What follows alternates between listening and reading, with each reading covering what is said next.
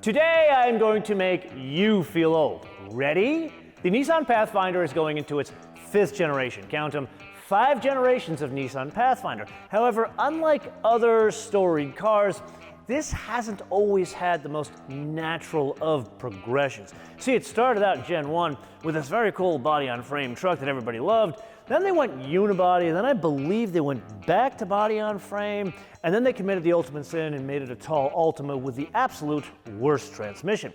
Now, as we learned in the tech review of the 2022 Nissan Pathfinder about 3 weeks ago, Nissan is looking to make amends. Turn a new page, go into a new chapter with this 5th generation of Pathfinder. So our job today is to determine if you and I are progressing in the correct direction.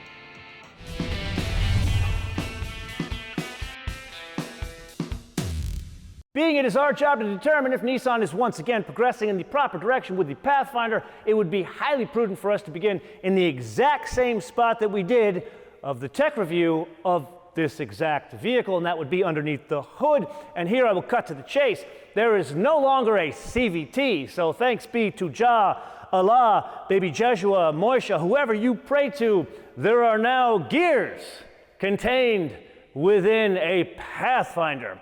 And my guess is that would make the 3.5 V6 that in this application is good for 284 horsepower, 259 pound-feet of torque, work a lot better. That can either drive the front wheel, sadly it's still front-wheel drive based, or all 4 wheels. Something very interesting here.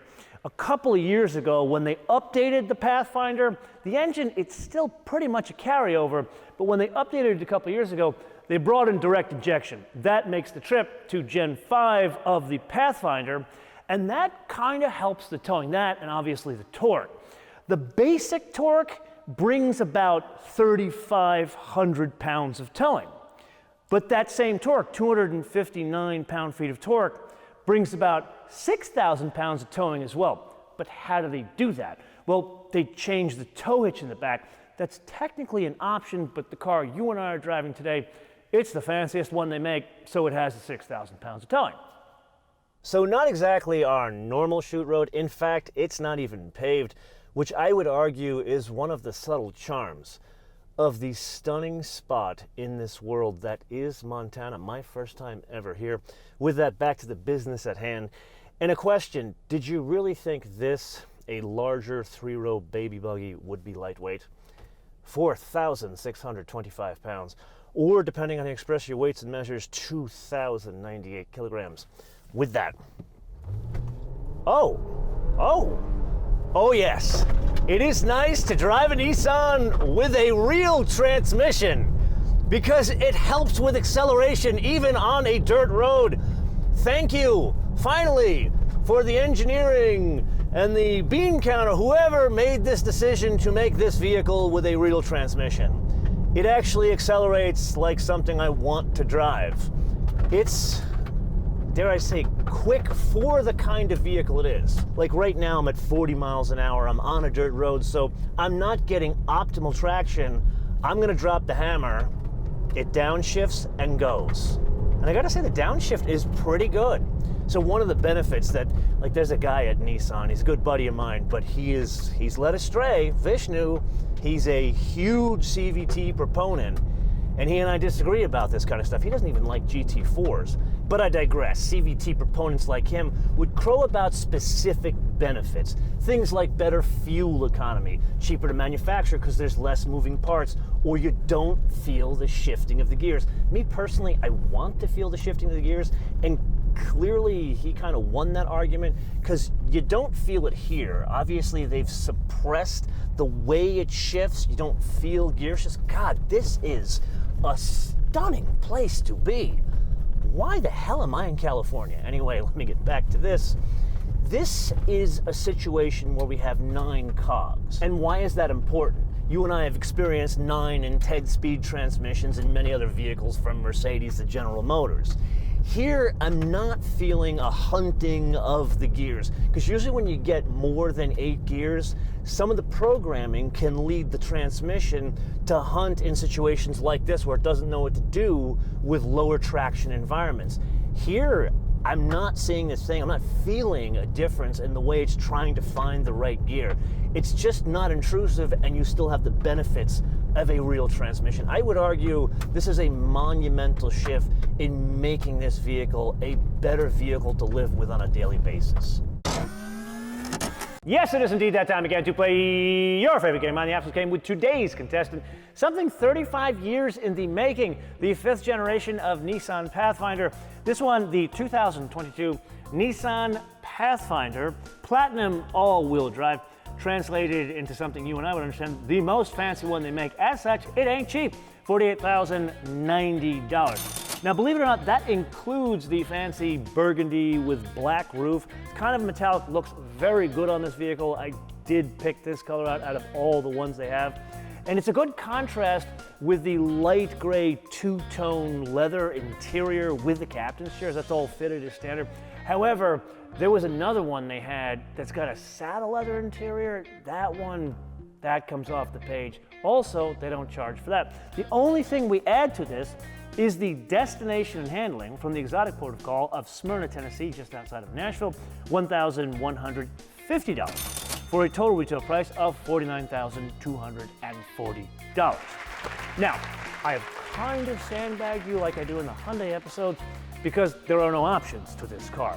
However, there are other Pathfinders on offer. Like, for example, the cheapest Pathfinder would be actually quite a bit cheaper, $33,410. Then there's an SV. That's kind of like the Goldilocks model, the middle of the road. That's the one most people buy. That's $36,200. Then there's an SL, which is just underneath this Platinum, but still quite a bit cheaper, $39,590. Now, something important. The car you and I are driving is fitted with all-wheel drive as standard. However, one can have a Platinum without all-wheel drive, and the prices I just gave you are two-wheel drive for the other two. But to get all-wheel drive, one has to pay an extra $1,900. And then, believe it or not, there are factory options that are on offer in both the SV and SL. They're packages. So in the SV, if you want to make it fancy, at least get the captain's chairs, a panoramic sunroof, which I highly suggest, and then, of course, the towing pack, which is kind of a big deal in this vehicle, 6,000 pounds. That is $2,170. Then let's say, for the sake of discussion, you want all that, plus Qi wireless charger, Bose stereo, and a heated steering wheel. That would be an additional $2,900 in the SL. Okay, I love my normal shoot road in Moto Canyon, but this is stunning, and I cannot think of a better place to talk about driving dynamics than viewing horses in Montana. Hello and welcome to our shoot. Hopefully I don't have to pay them extra on this. Anyway, back to driving dynamics. Here are a couple of things going on. This is a crossover. This is not the original Pathfinder from 1987. It was effectively a pickup truck with a different body on it. This drives like a car. This drives better than the one that came before it. The one that came before it drove too much like a tall Altima. This, it feels a bit different. Yeah, because of the transmission we just discussed, but the combination of this having kind of a shorter wheelbase, we talked about that in the tech review, this doesn't have as long as a wheelbase as most of the cars you would think alongside of a Pathfinder, like a Highlander or an Explorer. That's a really unusual case. With a wheelbase there is like 4 or 5 inches long. Granted, that's a rear drive vehicle. This has a combination of a tall car feel to it, as well as something that feels a bit stronger in structure. Now, what exactly do I mean when I say that? Remember when we drove the Kia Telluride, which is a magnificent solution for the same problem this is trying to solve? That drove like a really, really, really good Ford Flex. In other words, a modern day station wagon. This, it feels a bit more on the truck side, kind of like we experienced with the Hyundai Palisade. It's got the same feel there. What's different with this, the steering, I would argue, is too over boosted. It's a bit too light. I'd want something, granted, I'm not looking for the same kind of weight I'm looking for in a Porsche, but I would like to feel the road a bit more, especially when I'm driving on access roads like this, or perhaps even driving in inclement weather. And we're back to the horses. God, this is stunning country up here. admittedly, it's cold here. Like, it's middle, almost end of May, and woke up to 30 degrees this morning. Back to driving dynamics. Here, I don't think this is a situation of pitch, squat, dive, and roll. This is more a discussion of ride quality. And here's a situation where you can probably be a bit more active in this conversation than other episodes. We're driving on really a fire road, an access road. And hopefully those cameras aren't shaking because the ride quality is disturbed by the lower traction environment. Here, I don't really feel an issue with ride quality, even on a road like this. I did spend some time driving it on 200, which is one of the main highways that goes in and out of Missoula here. And again, good, bad, or indifferent, it drives like a car, and this is kind of what they were going for here. Now, as part of that, you and I need to go back to that point about the wheelbase. Remember how we talked about it being shorter than an Explorer? Now, that case, I would argue, is kind of special because that's a rear-wheel drive based architecture. But this, it's even shorter than a Highlander, which is a front-wheel drive architecture, kind of like this. And this wasn't the engineers sitting around saying, hey man, we just want a shorter vehicle, which would compromise the packaging. How does that translate out here? I would argue it's a little bit more nimble than, say, a Highlander, which to me feels a bit bigger in the way it drives. I don't know if I would say this was the best choice against, say, an Explorer. To me, that doesn't feel big to drive. That feels a bit more responsive because of the rear-wheel drive architecture. Enough of the practicality. Let's you and I have a little bit of fun here. From what I understand, the all-wheel drive system has been changed. And here, believe it or not, some twisties next to a go-kart track in the middle of nowhere in Montana. There are some twisties, and here, please not try this at home, I am all the way to the floor, and yeah, it's not a drift machine, but I can feel the torque going to the rear wheels to maintain the control of the vehicle so I don't put my pretty $50,000 baby buggy off into the ditch in the middle of nowhere in Montana. But enough about science class, let's try this again! Almost adrift! Almost! Wow, we were this close! I love Montana! Okay, so now back in the California Republic, which means we need to return to that question from the top of the episode. Is Nissan going in the right direction with the 5th generation of Pathfinder? And there the answer is an unequivocal yes. That transmission transforms the entire package, even with a number of carryover parts that kind of still underpin Murano's and the Pathfinder that came before it. That brings us to another point before the wish list, and it's shekels. It's really close in price to a Telluride, which I would argue is kind of the one to beat.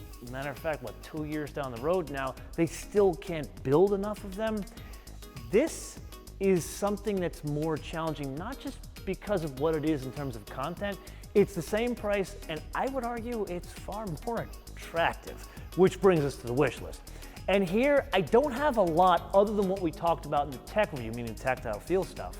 Here, I'd love to see, maybe not a platinum, but let's call it a sport model, and send more torque to the rear wheels, which would change the way this vehicle drives. I think that can be accomplished through tuning. And this is the point of the episode where I turn this around to you guys to opine in the comments below, or via our social media, MotoManTV, all one word, MotoManTV, all one word, Facebook, Twitter, and Instagram. And with that, I do need to share something else from my experience in Montana. I got done early because I spent a lot of time on my arrival day doing all the B-roll when I got there. So I did have the opportunity to experience another form of transportation while I was there. All I can say is the seating position was somewhat suspect. Until I see you in the next episode, bis später.